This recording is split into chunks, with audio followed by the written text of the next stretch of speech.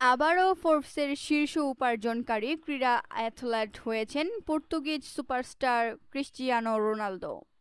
এ নিয়ে টানা চতুর্থ এবং সব মিলিয়ে ষষ্ঠবার ক্রীড়াবিদদের মধ্যে আয়ের শীর্ষে অবস্থান করছেন CR7।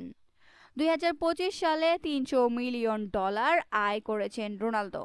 মাঠে আয় 225 মিলিয়ন এবং মাঠের বাইরে $65 মিলিয়ন করেছেন এই ফুটবলার।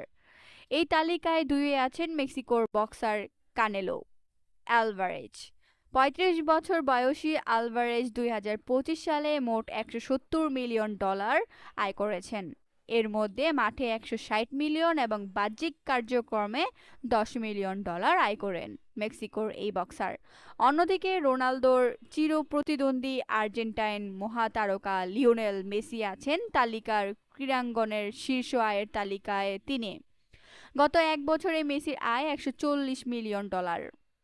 এর মধ্যে তিনি 70 মিলিয়ন মাঠের পারফরমেন্স এবং বাকি $70 মিলিয়ন মাঠের বাইরের নানা কার্যক্রমে পকেটে পুরলেন।